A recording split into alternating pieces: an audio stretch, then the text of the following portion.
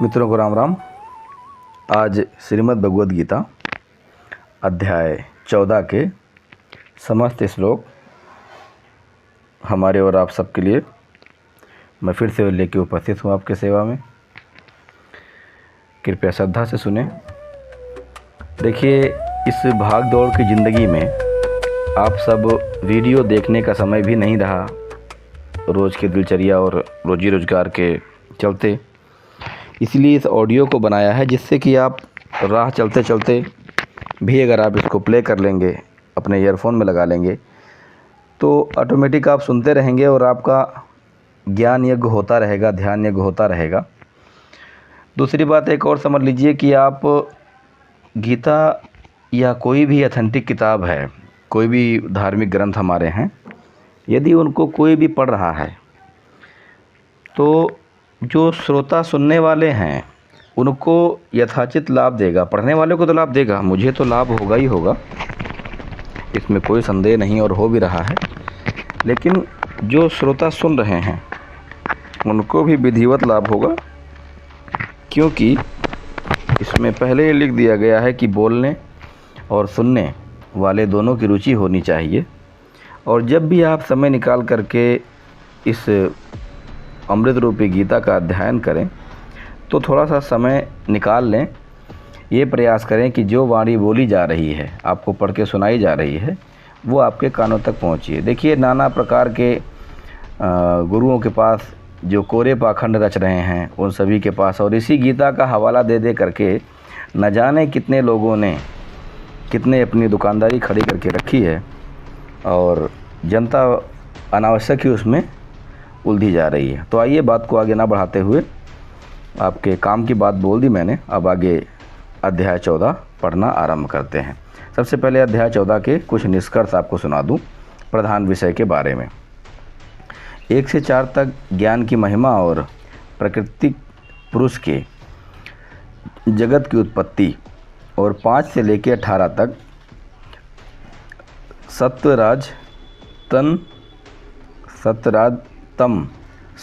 रज तम तीनों गुणों का विषय। 19 से 27 तक भागवत प्राप्ति का उपाय और गुणातीत पुरुष के लक्षण। मित्रों, ये बहुत ही निर्णायक चैप्टर है अध्याय 14, क्योंकि अभी तक जितने मैंने बताए हैं, जितने भी गीता ज्ञान में था, वो उतना अपने हिसाब से तो बहुत ही ऑथेंटिक ही था सब कुछ, लेकिन अब 14 से लेकर के और 18 तक बहुत ही निर्णायक निष्कर्ष है। कृपया अवश्य सुने। इसमें अध्याय 1 से लेकर के कुल 27 श्लोक हैं जो कि आपके साथ पढ़ करके आपको सुनने जा रहे हैं। आइए शुरू करते हैं। उसके पश्चात श्री भगवान बोले, अर्जुन, ज्ञानों में भी अति उत्तम उस परम ज्ञान को मैं फिर कहूँगा जिसको जानकर सब मुनिजन इस संसार से मुक्त होकर परम सिद्ध को प्राप्त हो गए हैं। हे अर्जुन, इस ज्ञान को आश्रय करके अर्थात धारण करके मेरे स्वरूप को प्राप्त हुए पुरुष सृष्टि के आदि काल में पुनः उत्पन्न नहीं होते और प्रलय काल में भी व्याकुल नहीं होते। प्राकृतिक पुरुष के संयोग से सर्वभूतों की उत्पत्ति का कथन आगे सुनिए। हे अर्जुन, मेरी महत ब्रह्म रूप मूल प्रकृति संपूर्ण भूतों की योनि है, अर्थात गर्भधारण का स्थान है, और मैं उस योगिनी में चेतन समुदाय रूप गर्भ को स्थापन करता हूँ। उस जड़ चेतन के संयोग से सब भूतों की उत्पत्ति होती है, तथा हे अर्जुन, नाना प्रकार की सब योनियों में कितनी मूर्तियाँ अर्थात शरीरधारी प्राणी उत्पन्न होते हैं। प्राकृतिक तो उन सब की गर्भ धारण करने वाली माता है, और मैं बीजों को स्थापन करने वाला पिता हूँ। हे अर्जुन, सतगुण, रजोगुण और तमोगुण ये प्राकृतिक से उत्पन्न तीनों गुण अविनाशी जीवात्मा को शरीर में बांधते हैं। हे निष्पाप, उन तीनों गुणों में सद्गुण तो निर्मल होने के कारण प्रकाश करने वाला और विकार रहित है। वह सुख के संबंध से और ज्ञान के संबंध से अर्थात उसके अभिमान से बांधता है, यानी कि ज्ञान के अभिमान से बांधता है। रजोगुण द्वारा जीवात्मा के बांधे जाने का प्रकरण। इस प्रकरण को आगे सुनिए। तथा हे अर्जुन, राग रूप रजोगुणों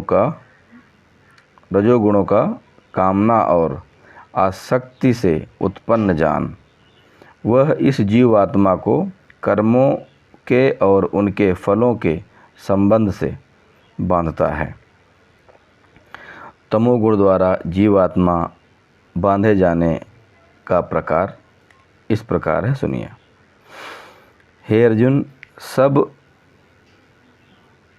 देह अभिमानियों यानी कि देह अभिमानियों को मोहित करने वाले तमोगुण को तू अज्ञानता से उत्पन्न जान। वह इस जीवात्मा को प्रमाद, आलस्य और निद्रा के द्वारा बांधता है। सुख, कर्म और प्रमाद में तीनों गुणों द्वारा जीवात्मा जोड़ा जाना आगे सुनिए।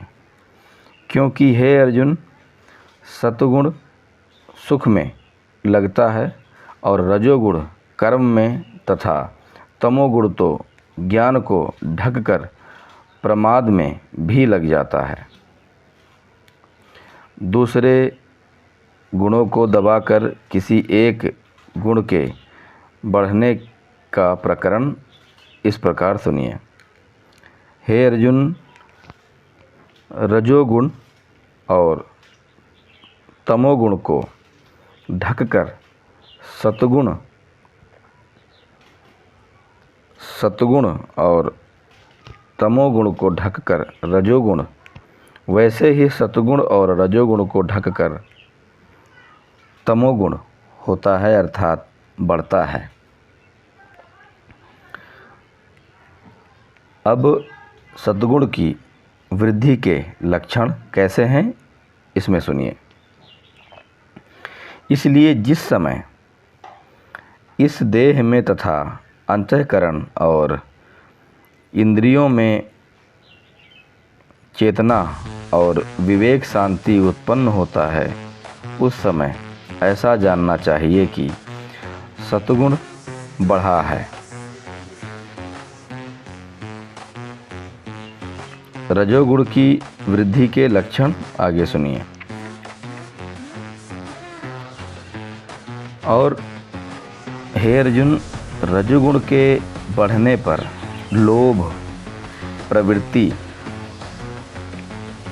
स्वार्थ बुद्धि से कर्मों का सकाम भाव से आरंभ, आसक्ति और विषय भोग की लालसा, ये सब उत्पन्न होते हैं। तमोगुण की वृद्धि के लक्षण। तथा हे अर्जुन, तमोगुण के बढ़ने पर अंतःकरण और इंद्रियों में अप्रकाश, कर्तव्य कर्मों में अप्रवृत्ति और प्रमाद अर्थात व्यर्थ चेष्टा और निद्रा आदि अंतःकरण की मोहिनी प्रवृत्तियां हैं। ये सब ही उत्पन्न होते हैं। किसके बढ़ने पर? तमोगुण बढ़ने पर। सतोगुण की वृद्धि के समय में मरने वालों की गति का निरूपण आगे सुनिए। और हे अर्जुन, जब मनुष्य सतोगुण की वृद्धि में मृत्यु को प्राप्त होता है तब तो वो उत्तम कर्म करने वाले के निर्मल दिव्य स्वर्ग आदि लोकों को प्राप्त होता है। रजोगुण और तमोगुण की वृद्धि के समय मरने वाले की गति का निरूपण और रजोगुण के बढ़ने पर मृत्यु को प्राप्त होकर कर्मों की आसक्ति वाले मनुष्यों में उत्पन्न होता है तथा तमोगुण के बढ़ने पर मरा हुआ मनुष्य कीट, पशु आदि मूढ़ नीच योनियों में उत्पन्न होता है।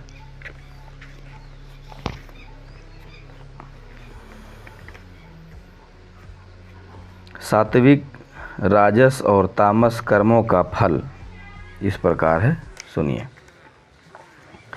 क्योंकि श्रेष्ठ कर्म तो सात्विक अर्थात सुख, ज्ञान और वैराग आदि निर्मल फल कहा है, किंतु राजस कर्म का फल दुख एवं तामस कर्म का फल अज्ञान कहा है।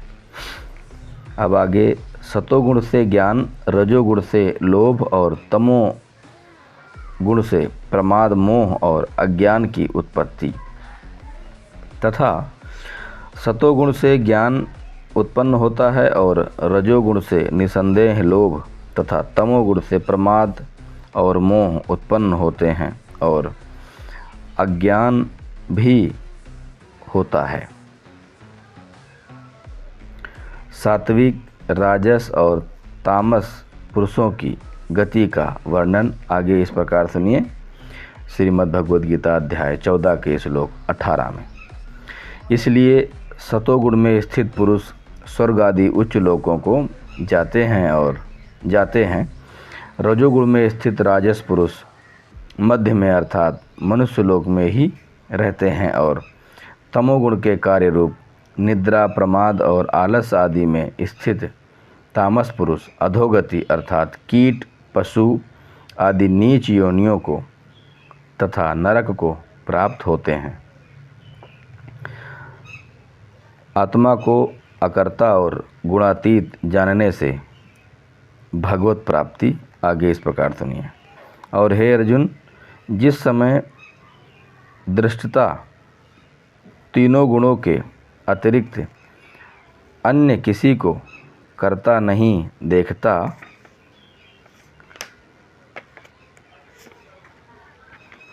और तीनों गुणों से अत्यंत परे सच्चिदानंद घन स्वरूप मुझ परमात्मा को तत्व से जानता है, उस समय वह मेरे स्वरूप को प्राप्त होता है। च भूगेण भया परमम। इसमें कुछ गलतियां हैं अनुवादकर्ताओं की, क्योंकि परमात्मा तो ये है नहीं गीता भगवान बोलने वाले। ये उस पूर्ण परमात्मा सच्चिदानंद घन ब्रह्म के बारे में बताया जिसने आत्मा को बनाया है। अब आगे अध्याय 14 के श्लोक 20 का आरंभ करते हैं। तथा यह पुरुष शरीर की उत्पत्ति के कारण रूप इन तीनों गुणों को उल्लंघन करके जन्म, मृत्यु, वृद्ध अवस्था और सब प्रकार के दुखों से मुक्त हुआ परमानंद को प्राप्त होता है। गुणातीत पुरुष के विषय में अर्जुन के 3 प्रश्न आगे सुनिए। अर्जुन उच्चाओ। इस प्रकार भगवान के रहस्य युक्त वचनों को सुनकर अर्जुन ने पूछा कि हे पुरुषोत्तम, इन तीनों गुणों से अतीत पुरुष किन किन कारणों से युक्त होता है और किस प्रकार से आचरणों वाला होता है, तथा हे प्रभु, मनुष्य किस उपाय से इन तीनों गुणों से अतीत होता है। अब पहले और दूसरे प्रश्न के उत्तर में गुणातीत पुरुष के लक्षणों का और आचरणों का वर्णन। भगवान बोले, श्री भगवान उच्चाओ। इस प्रकार अर्जुन के पूछने पर श्री कृष्ण भगवान बोले, हे अर्जुन, जो पुरुष सतोगुण के कार्य रूप प्रकाश को और रजोगुण के कार्य रूप प्रवृत्ति को तथा तमोगुण के कार्य रूप मोह को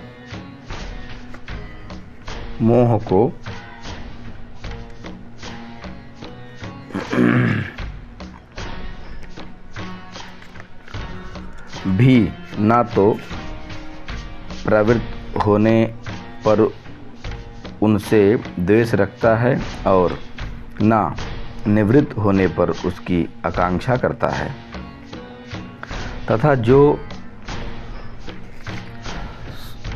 साक्षी के सदृश स्थिर हुआ गुणों के द्वारा विचलित नहीं किया जा सकता और गुण ही गुणों में बरतते हैं, ऐसा समझता हुआ जो सच्चिदानंद घन परमात्मा में एकाग्री भाव से स्थिरता है, वह उस स्थिति से कभी विचलित नहीं होता और जो निरंतर आत्मा भाव में स्थित दुख सुख को समान समझने वाला मिट्टी पत्थर और स्वर्ण के समान भाव वाला ज्ञानी प्रिय तथा अप्रिय को एक रस मानने वाला और अपनी निद्रा स्तुति में भी समान भाव वाला है, जो मान और अपमान से सम है, मित्र और वीर के पक्ष में भी सम है एवं संपूर्ण आरंभ में कर्तपान के अभिमान से रहित है, वह पुरुष गुणातीत कहा जाता है। तीसरे प्रश्न के उत्तर में गुणों से अतीत होने का उपाय और उसके फल का भगवान द्वारा वर्णन आगे सुनिए। श्लोक 26। और जो पुरुष अव्यभिचारी भक्ति योग के द्वारा मुझको निरंतर भजता है, वह भी इन तीनों गुणों को भली भांति लांघ कर सच्चिदानंद घन ब्रह्म को प्राप्त होने के लिए योग्य बनता है तथा योग्य बन जाता है। भगवत स्वरूपी महिमा। हे अर्जुन, क्योंकि उस अविनाशी ब्रह्म का और अमृत का तथा नित्य धर्म का और अखंड एक रस आनंद का आश्रय मैं ही हूँ। इतनी निर्णायक भक्ति और तीनों गुणों का ज्ञान इसमें दिया हुआ है। आगे इस अध्याय में तीनों गुणों के बारे में और भी बताया है, वो अध्याय 15 में उपस्थित किया जाएगा। क्योंकि ऑडियो लंबी हो गई है, आप सबकी सुनने की क्षमता भी हिसाब से ही होगी, समय भी हिसाब से होगा, तो इसको आप डे वाइज या शिफ्ट वाइज कि सुबह एक बार सुन लिया, एक बार दोपहर, एक बार शाम को, तो इस करके सब याद भी हो जाएगा और आपको पढ़ना भी नहीं पड़ेगा, सब कंठस्थ भी हो जाएगा। इसी के साथ अध्याय 14 के समस्त श्लोक ऑडियो में को पूरा किया जाता है। आगे अगली कड़ी में फिर मुलाकात होगी अध्याय 15 को लेकर के। तब तक के लिए सुनते रहिए राष्ट्र धर्म वाणी टीवी यूट्यूब चैनल। शेयर करिए, सब्सक्राइब करिए और किसी भी ऑडियो वीडियो को पूरा देखिए और सुनिए। फिर मिलते हैं अगली कड़ी में, तब तक के लिए राम राम, जय हिंद, जय भारत।